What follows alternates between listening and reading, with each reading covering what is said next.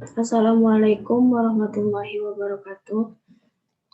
Kami dari kelompok 11 PMP akan membacakan hasil diskusi kami dengan anggota Selsa Hanifah Putri, Sri Handayani, Tika Purnamasari yang berjudul Ruang Lingkup Manajemen Pendidikan.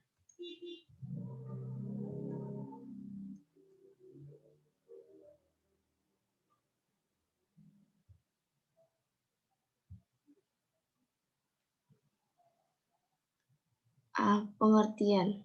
Manajemen pendidikan pada dasarnya adalah alat untuk mencapai tujuan pendidikan melalui pengolahan bidang-bidang pendidikan. B. Ruang lingkup. Ruang lingkup manajemen pendidikan terdiri atas 1. Manajemen kurikulum. Manajemen kurikulum merupakan sistem pengelolaan atau penataan terhadap kurikulum secara kooperatif dan komprehensif, sistematik yang dijadikan acuan oleh lembaga pendidikan dalam rangka mewujudkan ketercapaian tujuan kurikulum atau tujuan pendidikan. 2. Manajemen personalia.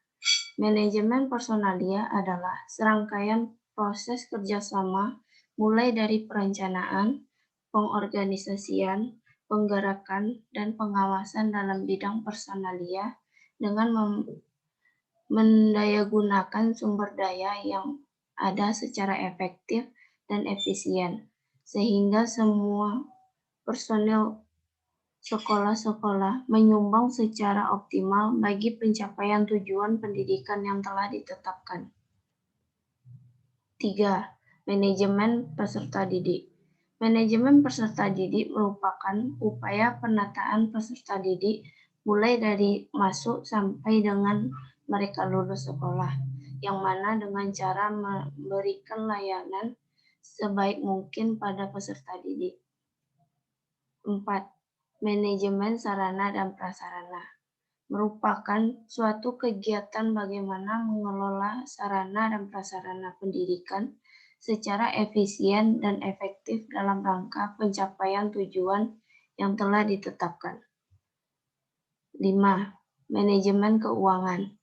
Manajemen keuangan adalah serangkaian kegiatan perencanaan, melaksanakan, dan mengevaluasi serta mempertanggungjawabkan pengelolaan dana secara transparan kepada masyarakat dan pemerintah.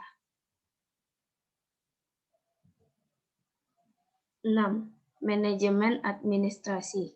Administrasi dalam perspektif manajemen dipandang mempunyai peran penting sebagai prefungai atau kemampuan melihat keadaan masa yang akan datang dan mempunyai persiapan untuk menghadapinya. 7. Manajemen humas.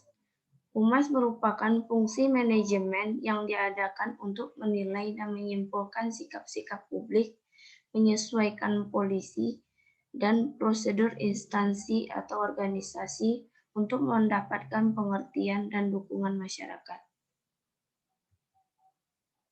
8. Manajemen layanan khusus. Layanan khusus adalah suatu usaha yang tidak secara langsung berkenaan dengan proses belajar mengajar di kelas, tetapi secara khusus diberikan oleh pihak sekolah kepada para siswanya agar mereka lebih optimal dalam melaksanakan proses belajar. C. Tujuan dan manfaat manajemen pendidikan. Tujuan manajemen pendidikan antara lain adalah 1. Terwujudnya suasana belajar dan proses pembelajaran yang aktif, inovatif, kreatif, efektif, dan menyenangkan. 2. Terciptanya peserta didik yang aktif, mengembangkan potensi dirinya untuk memiliki kekuatan spiritual keagamaan. 3. Terpenuhinya salah satu dari 4 kompetensi tenaga pendidik dan tenaga kependidikan. 4. Tercapainya tujuan pendidikan secara efektif dan efisien. 5. Terbekalinya tenaga kependidikan tentang proses dan tugas administrasi pendidikan. 6. Teratasinya masalah mutu pendidikan. 7. Terciptanya perencanaan pendidikan yang merata, bermutu, relevan, dan akuntabel, serta meningkatnya citra pendidikan yang positif. D. Prinsip-prinsip manajemen pendidikan. Prinsip-prinsip manajemen pendidikan yaitu 1. Memprioritaskan tujuan di atas kepentingan pribadi dan kepentingan mekanisme kerja. 2. Mengkoordinasikan wewenang dan tanggung jawab. 3. Memberikan tanggung jawab pada personil sekolah hendaknya sesuai dengan sifat-sifat dan kemampuannya. 5. 4. Mengenal secara baik faktor-faktor psikologis manusia. 5.